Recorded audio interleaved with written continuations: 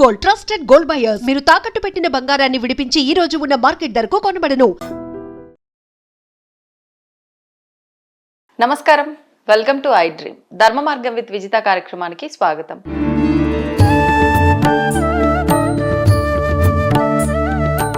నమస్తే అమ్మా. నమస్తే అమ్మా. అమ్మ, మనకు కార్తీక మాసం వచ్చిందంటే మాసం అంతా కూడా విశేషంగా మనం ఏదో ఒకటి జరుపుకుంటూనే ఉంటాం ప్రతిరోజు కూడా.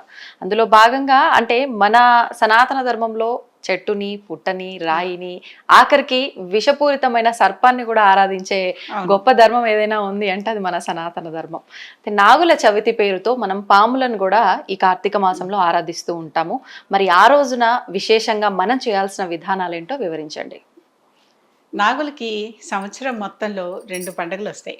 ఒకటేమో నాగపంచమి అని శ్రావణ మాసంలో, నాగ చవితి అని కార్తీక మాసంలో. ఈ 2 పండుగలు విశేషంగా నాగుల కోసమనే చేస్తాం. నాగులు మనకి ఆరోగ్యదాతలే కాకుండా చెవికి సంబంధమైన వ్యాధులు ఉంటే నాగుపాము పూజ చేస్తే ఆ చెవికి సంబంధమైన వ్యాధులు పోతాయి. అందుకనే పుట్టపన్ను తెచ్చి చెవికి పెట్టుకునేటటువంటి ఒక ఆచారం మనకి పూజ చేశాక ఆ పుట్టపన్ను తెచ్చి చెవికి పెట్టుకోవటం, అదొక పద్ధతి ఉంది. అంతేకాదు నాగులు సంతానకారకులు. సుబ్రహ్మణ్యేశ్వరుడు కదా దేవత అక్కడ. కనుక ఈ సుబ్రహ్మణ్యేశ్వరుడికి పూజ చేస్తే కుజదోషాలు పోయి సంతానం లేని వారికి సంతానం కలుగుతుంది, ఆరోగ్యం లేని వారికి ఆరోగ్యం వస్తుంది, చెవికి సంబంధమైన బాధలు ఉన్న వారికి అవి పోతాయి. ఇవన్నీ ఇందాక తిరునల్లారని మనకి కుంభకోణం దగ్గర పాండిచేరిలో ఉంది ప్రస్తుతం అని చెప్పుకున్నాం. అలాగే కుంభకోణం చుట్టుపక్కల నవగ్రహ ఆలయాలతో పాటుగా కుజుడికి కూడా ఒక ఆలయం ఉంది. అది ప్రత్యేకంగా అక్కడ నాడీ గ్రంథాలు అవన్నీ కూడా చదువుతారు. వైదీశ్వరన్ కోవిల్ అంటారు దాన్ని, ఆ ఏరియాని, ఆ ఊరిని. ఆ వైదీశ్వరన్ కోవిల్లోనే కుజుడు కూడా ఉన్నాడు. చెప్పాక అప్పుడు శివుడే ఉంటాడు, పక్కన ఒక గ్రహం ఏదో ఒకటి ఉంటుంది, ఆ గ్రహ ప్రత్యేకత. కనుక ఇలాంటి చోట వెళ్ళి ఈ ప్రత్యేకమైనటువంటి పూజలు చేస్తే ఆ దోషాలు పోతాయి అనేది ఒక భావన నాగుల చవితికి. పుట్టలో పాలు పోయమన్నారని చెప్పి బిందెలు భక్తి ఎక్కువైపోతే అలా చేస్తే అవి ఊపిరాడలు చనిపోతాయి లోపల. కనుక అలా కాదు, ఏది చేసినా కూడా కొంచెమే చేయమంటే ఒకప్పుడు కొద్దిమందే ఉండేవాళ్ళు, వాళ్లే చేసేవాళ్ళు. ఇప్పుడు భక్తి పెరిగిపోయింది, భయము పెరిగి భక్తి పెరిగింది. పెరిగి ఆలయాలకి అంటే అదే పనిగా వెళ్ళడం, పూర్తిగా దాడి వెళ్ళి ఏదో భక్తి కోసం మనం పూజ చేసుకుంటే ఏం చేసినా ఎట్టాకి ఆ రోజు ఇంకా ఏది చేసినా ఒకళ్ళకి తగ్గిందంటే మనకి తగ్గిపోతుందని భావించడం, దానివల్ల విపరీతంగా ఎక్కువైపోవటం. అలా కాకుండా చక్కగా శాంతంగా ఎక్కడుందో కూర్చుని అక్కడ కాస్త దానికి చిమ్మిలు పెట్టి, చిమ్మిలు ఎప్పుడు మంచి బ్లడ్ పడుతుంది అది తింటే. దీని సంతానం దోషం కోసం చేసేటటువంటి వాళ్ళకి చిమ్మిలి చలిమిడి మంచి మందు.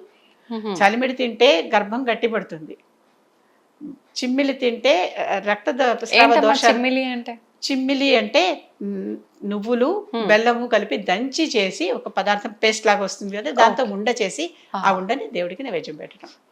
అది స్త్రీలకి ముఖ్యంగా విశేషంగా చలిమిడి ఉండలు, చిమ్మిలి ఉండలు చాలా మంది అన్నమాట. కనుక ఆ సంతాన దోషం ఉన్న వాళ్ళు ఆ రోజుల్లో అవి చేసుకుంటారు, చేసి నైవేద్యం కూడా పెడతారు. అదే పుట్టకి నైవేద్యం పెట్టాక పుట్టకే మన పాము కనిపిస్తే అందరూ పారిపోతారు, చుట్టుపక్కల కూడా ఉండరు. ఆ పుట్టకే నైవేద్యం పెట్టి దాన్ని తీసుకుని వచ్చి ఈ రోజున కూడా సరిగా మనం గమనిస్తే కొన్ని విశేషమైన పుట్టలు ఉంటాయి. ఆ విశేషమైన పుట్టలు సికింద్రాబాద్లో లాలాపేట అని ఒక ప్లేస్ ఉంది, అక్కడ గడి హై స్కూల్ అంటారు. ఆ గడి హై స్కూల్లో పూర్తిగా ఈ హాల్ అంతా పుట్ట ఉంటుంది. అసలు దాన్ని చూడంగానే ఖచ్చితంగా దీంట్లో కొన్ని వందల వేల నాగులు ఉంటాయని తెలిసిపోయేలాగా ఉంటుంది. ఎప్పటి నుంచి ఉందమ్మా ఇది సుమారు? స్కూల్ అది చిన్నపిల్లల స్కూల్. సికింద్రాబాద్ లో లాలపేట అంటారు, ఆ ప్లేస్ తెలుసు కదా, బ్రిడ్జ్ దిగి కిందకి వెళ్ళగానే గడి హై స్కూల్ అని. ఆ గడి ఒకప్పుడు అది నిజాం రాజులు ఉన్నప్పుడు వాళ్ళకి అది స్విమ్మింగ్ పూల్.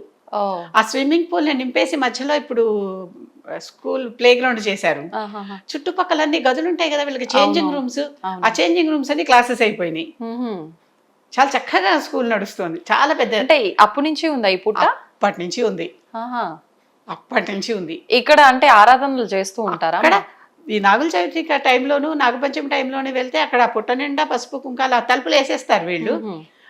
అదే అవి వీళ్ళు వాళ్ళ మాకు సంక్షోభత నడుచుకుంటున్నారు బాగా. ఇద్దరు చక్కగా మా జోలికి మీరు రావద్దు, మా జోలికి మీ జోలికి మేము రావన్న ధోరణిలో ఆ స్కూల్ నడుస్తుంది. Mutual understanding. చాలా అంటే కొన్ని ఎంత ప్రత్యేకంగా ఉంటాయి అని చెప్తున్నాను నేను. ప్రత్యేక ప్రాంతాలు. ఆ నాగుల చవితికి వచ్చి చుట్టుపక్కల ఇళ్ల వాళ్ళందరూ చెవడ పూజ చేస్తారు. ఆ రోజు మాత్రం ఆ తలుపులు తాళాలు వేసేసి ఉంటాయి. అసలు స్కూలు గడి హై స్కూల్ ఉన్నాం కదా, ఆ గడి ద్వారాలే ఈజీగా 3 అంతస్తులు ఎత్తు తలుపులు ఉంటాయి. మనకి గోల్కొండలో కోటలో తలుపులు ఎలా ఉంటాయి అలాంటి తలుపులు. వాళ్ళ జనాన వాళ్ళు స్నానం చేస్తుంటే ఎవరు రావటానికి వీల్లేదు కదా, ఇక్కడి నుంచి బురుజులు, అందరూ భటులు ఉండటానికి ప్లేస్ అవన్నీ ఉండి వాళ్ళు లోపలికి వెళ్తారనమాట. అలాంటి ప్రాంతం. అక్కడ పుట్టింది, పెద్ద పుట్టింది. అసలు ఆ పుట్టను చూస్తేనే ఒక భయవేసేంత పెద్ద పుట్ట. అంటే అంత విరాట్గా ఎక్కడ చూడం. కుక్కే సుబ్రహ్మణ్య ఆలయంలో కూడా ఒక గదంతా ఉంది, కానీ ఇలా ఉండదు. అది చక్కగా శాంతంగా హాయిగా ఉంటుంది. ఎక్కడ ఈ పూజలు చేసినా ఆ పుట్ట పన్ను తెచ్చుకుని చెవికి పెట్టుకోవటం, ఆ పుట్ట పన్ను బొట్టుగా పెట్టుకోవటం ఒక పద్ధతిగా అలవాటుగా అందరికి వస్తుంది. నాగుల చవితి నాడు చేయాల్సిన పూజ అది. సర్పానికే పూజ. సర్పం అంటే సర్పానికి ఇంటికి పుట్ట.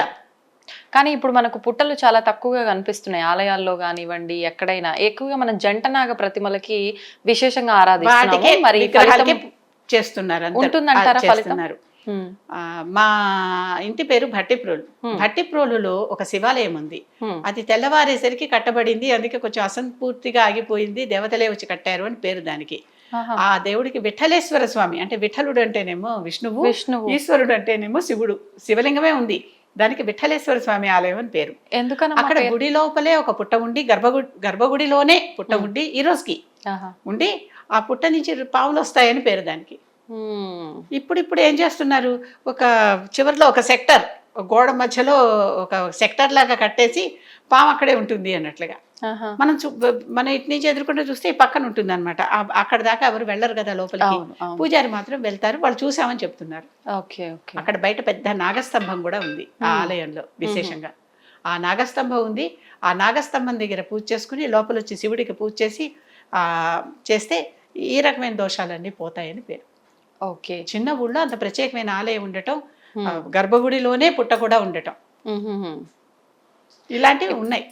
ఇప్పుడు చాలా వరకు పాలు పోయడము, ఈ పసుపు కుంకుమలు వేయటం, ఇదంతా వరకు ఓకే. మీరు చెప్పిన ఈ నైవేద్యాలు ఏకంగా అంటే ఆలయంలో ఉన్న పుట్ట దగ్గరికి అయినా సరే గుడ్లు కూడా లోపలికి తీసుకెళ్లి పుట్ట పైన గుడ్లు పెట్టడం, ఇదంతా కూడా చూస్తున్నాం. ఇది కరెక్ట్?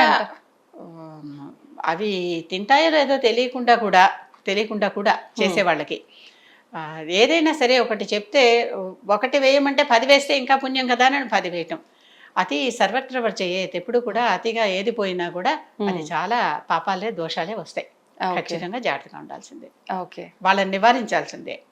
ఆలయ ధర్మకర్తలు, ఆలయ పూజారులు ఇలాంటివి చూసుకోకుండా వాళ్ళని వదిలేస్తే ఎప్పటికైనా అది సంస్కృతికే ప్రమాదం.